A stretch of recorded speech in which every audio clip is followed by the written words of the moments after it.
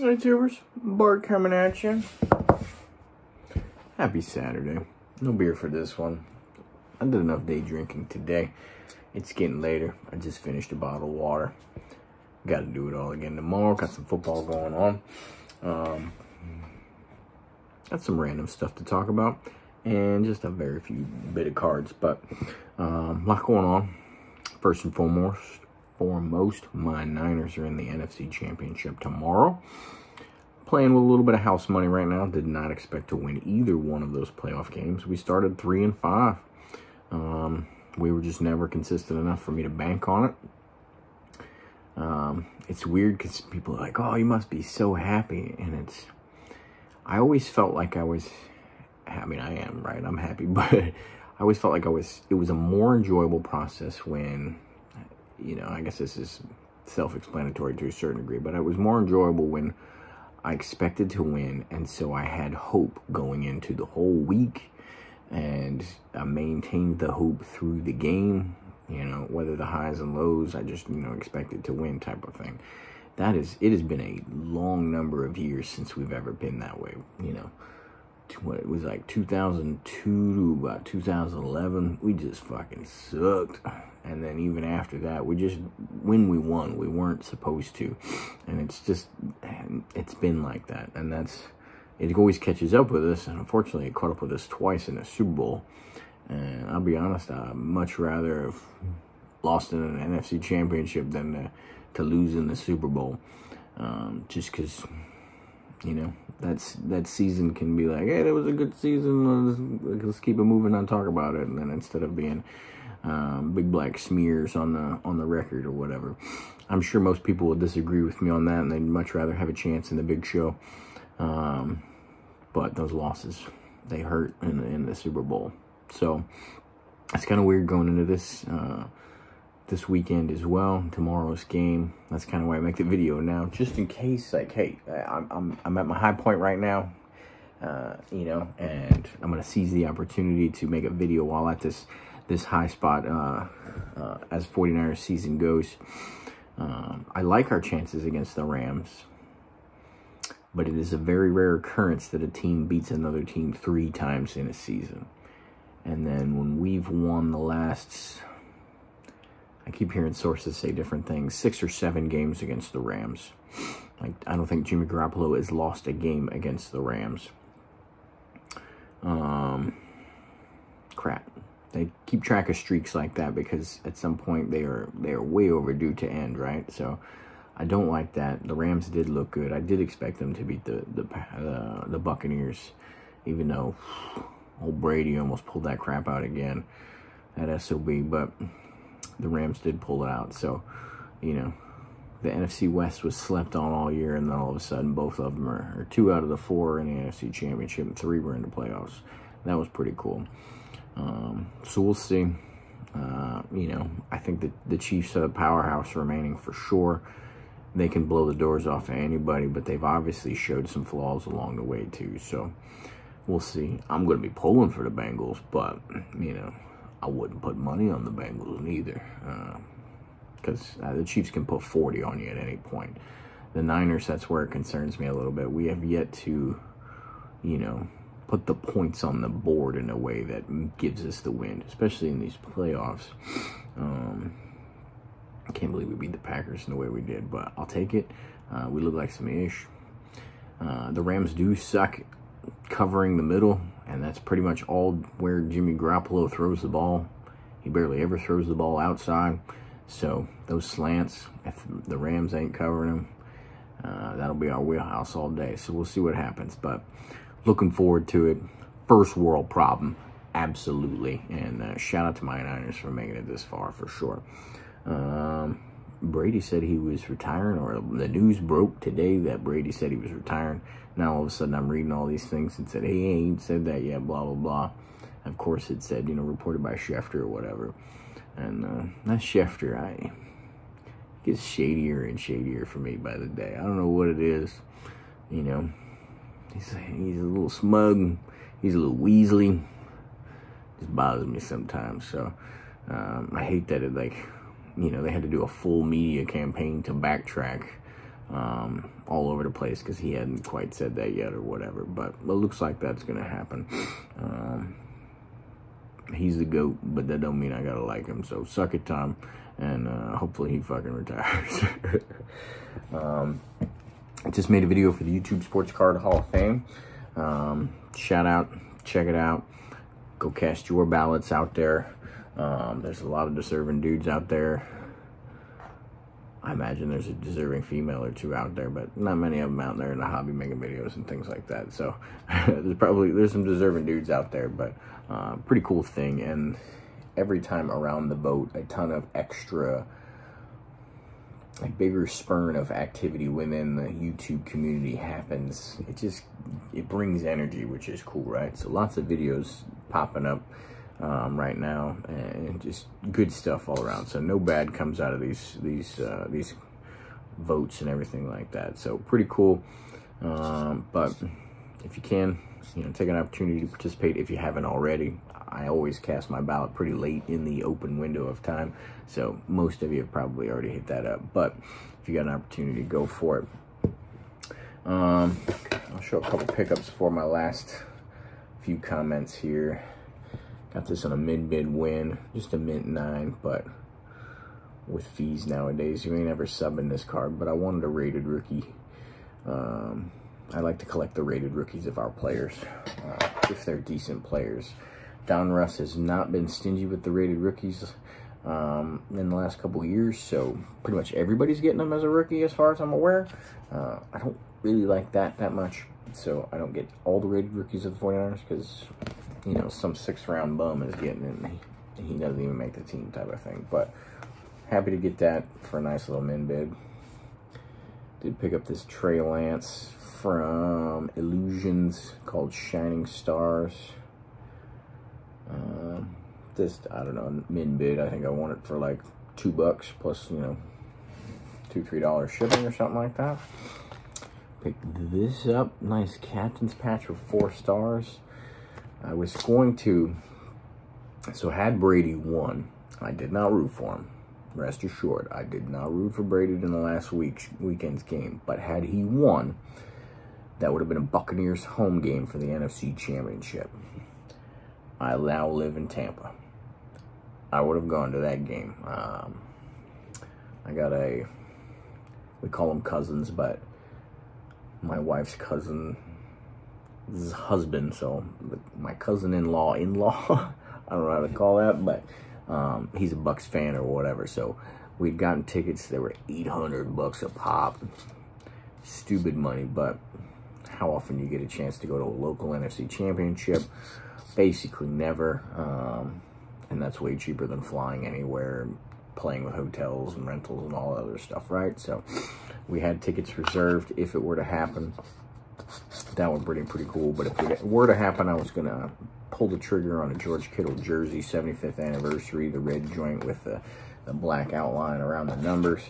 I hate that the jerseys come incomplete, and so you gotta add things like that on it, but that's why I picked that up. But since I didn't end up getting the game locally, I didn't pull the trigger just yet. We'll see. I'm still holding out. I wanted to get a Fred Warner jersey more, but I'm real stingy with those jersey pickups because, I'm not going to set myself up to have a closet full of jerseys. I still have a fair amount of jerseys, but I try to, be slow about those pickups or whatever. Fred Warner did not make the Pro Bowl this year. He was All-Pro, a Pro Bowl last year. There's a chance,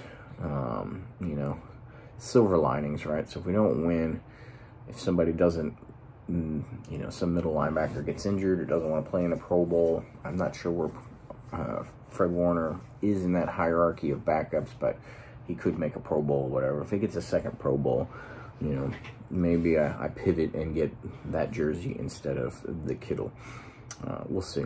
I typically get our middle linebacker. If we have a star middle linebacker, I get that jersey instead. So, I don't know. I identify, if I were going to be a player, I would be a linebacker. That's where my mentality is and everything like that. Plus, I'm also not that fast. I can run like hell forever, but I am not fast. And so I think the world of the offense and those players, and but you know, if I'm going to wear a jersey, I'd like to identify with that mentality, that person a little bit better, and a linebacker is more of that for me. Played a lot of flag football as an adult, and of the many positions I played, I was always a linebacker, no matter what other positions got tossed on there. So we'll see if I pick up a Fred, but George Kittle with the 4 stars. Warner's a captain as well, but he wouldn't have his 4 stars this year. And then I picked up this sweet 1988 McGregor Jerry Rice game card, PSA 8. Nice little oddball. I didn't have it. Didn't even have a raw one. Sure as heck looks better than an 8 to me.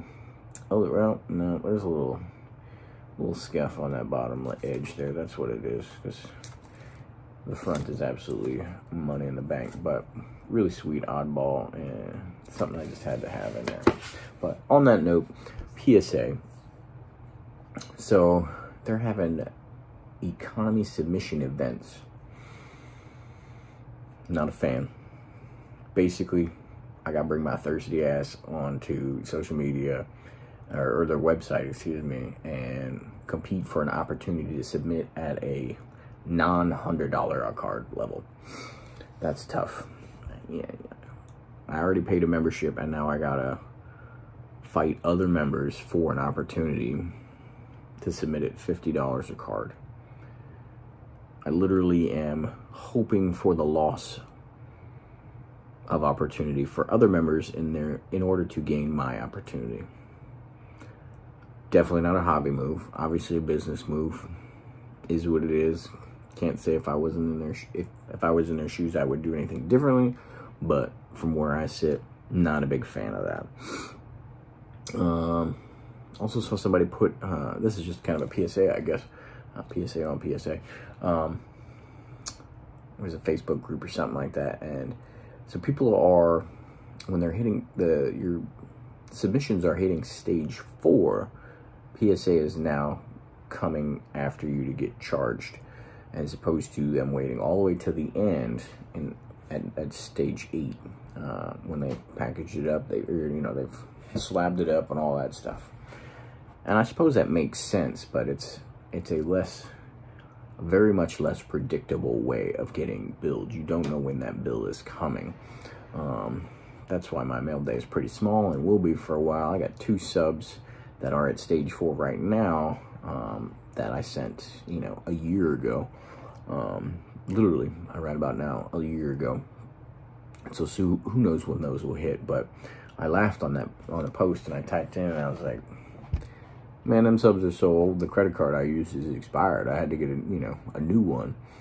And somebody was like, hey, you better update that, because, it'll cause all these issues. And I was like, you can't update a submission form. That's not how it works. But since the person had said that, and I don't know if they knew what they were talking about anyway, but I went poking around the PSA website, and there's a new opportunity when you're viewing your orders and clicking on that specific order, where you can edit the billing information, and that wasn't there before.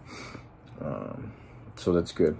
I updated that credit card, so shouldn't have any hiccups. I just assumed they would call me anyway, but I had never seen that before, so I thought that was kind of interesting and neat. I imagine I'm not the only person that's had this problem or will have this problem, and that's why they kind of did that thing. But little PSA that's available now to you. And then another thing, this one's kind of a question out to the masses. Do you have this problem?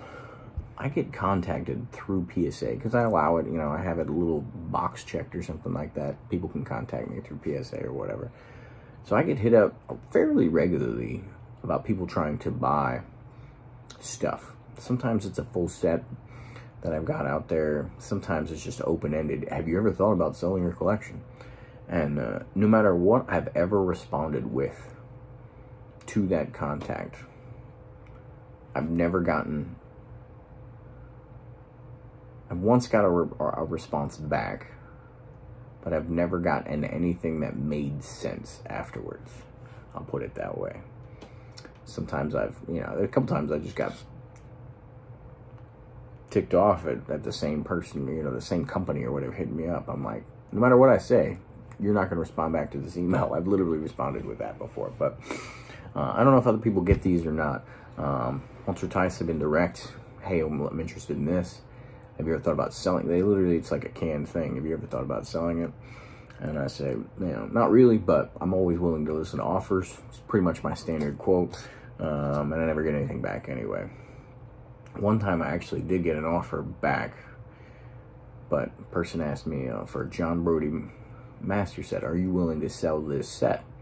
And I said, I'm willing to sell the pieces that belong to the master set, but not the pieces in that set that belong to the basic set, which are, you know, because they go into my main 49ers registry as well, the basic cards of John Brody. I don't sell those, but the Cornflakes cards, the Top Supers, those types of things. Yeah, if you're a big collector or whatever like that, you know, if it's decent money for both of us, you know, I could probably work that out or something like that.